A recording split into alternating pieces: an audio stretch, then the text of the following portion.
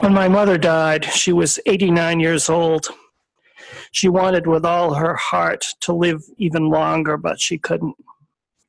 And at her memorial service, I said that she was, for a long time, my one and only personal archivist, collecting every sermon I ever wrote, both in print and on tape, a vast library that I said would be worth nothing someday. And how I longed for her to say, "Gary, that was a terrible sermon last Sunday. I just don't think you were up to it." But she never did. I have two brothers, an older brother who lives in West Virginia and a brother who lives on Great Pond in Maine. We are rarely together. But in early October, just this time of year, 3 years before she died, we were all together, my mother, my brothers, and me. All the leaves had not yet turned, the sun still had warmth, the sky was so blue, and the four of us went out in a boat, out into the lake. An easy trip with no destination. We followed first this loon and then that one, taking pictures, talking, and laughing. And I was aware then that all kinds of complicated relationships were in that boat on that afternoon. There are complicated relationships in all families, but I was blessed that day, for I was aware of letting it all go for the moment, letting it go, not trying to analyze it, not trying to make a speech or a sermon about it, not being maudlin about it, simply going into that moment and finding myself awash in gratitude. Here I am in a boat in the middle of a lake with my brothers and my mother, with the sun and the water and the wind and the colors and the beauty and the peace. The author Tom Robbins writes, "Perhaps a person gains by accumulating obstacles.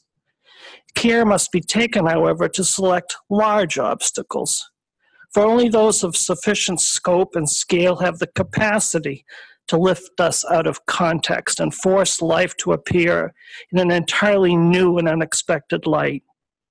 For example, should you litter the floor and tabletops of your room with small objects, well, you step around them, you pick them up, you knock them aside. Should you, on the other hand, encounter in your room a 9,000-pound granite boulder, the surprise it evokes, the extreme steps that must be taken to deal with it, compel you to see with new eyes. Difficulties illuminate existence," Tom Robbins writes, "but they must be fresh and of high quality."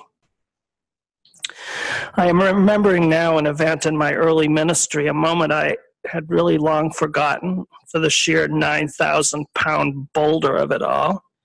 Here I am in a parking lot near Mount Marcy in the Adirondacks with a youth group from Connecticut. And we have been hiking and camping all the weekend long, and it is Monday of Memorial Day weekend, and we can finally go home, and I can shower, and I can be in my own house, and I can sleep, and I can stop counting teenagers, and my car will not start. And did I mention that it is pouring rain, and my car is in a remote parking lot in the Adirondacks, and it's Memorial Day weekend, and the tow truck people are effectively ignoring me on the other end of the non-cell phone line. Please imagine me there at my 26-year-old immature worst, sitting in a dead car in the rain with 5 overtired teenage people, sitting there with all the other drivers and chaperones and teenagers in their own cars because they won't leave without me. And there comes a tap at my extremely fogged up window and stinky car, and I wind the window down to find one of the chaperones there draped in a dripping bright pink poncho. She says to me, dirty and unshaven, impatient and near tears, she says to me, "Praise the Lord." And she smiles and turns on her heel and returns to her car. There's a stunned silence in my car. I am being asked to pay attention.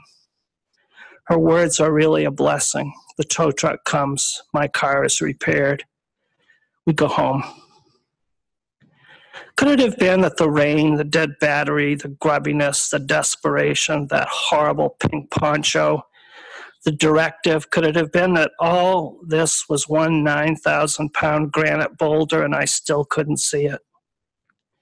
Difficulties illuminate existence, says Tom Robbins, but they must be fresh and of high quality. Praise the Lord by any other name is an invitation to pay attention. I continue to learn that this life we have been given to lead has twists and turns we can never imagine, has joys and sorrows plenty, has disappointments and surprises, has triumphs and tragedies over which we have no control. What takes our measure, it seems to me, is our own discernment. Shall we notice? Shall we praise? Shall we be grateful? This is what aging has brought me and taught me. In 40 years of ministry, I've had the great privilege and honor of peeking into so many lives and of knowing the 99,000-pound granite boulders that have filled room after room. And I am in awe of the great courage, dexterity, and tenacity so many people brought to their lives when dealing with outrageous obstacles that often block their way. I had a front row seat for all of it. So what have I learned? I have learned to embrace those I love and those who love me, and to speak a silent prayer. I have learned that my own life holds its share of complicated relationships, and like that October day on the lake, I can be attentive, to feel the wind, to hear the laughter, to see the golden leaves over and over and over again. I have learned to be attentive. I have learned to be grateful.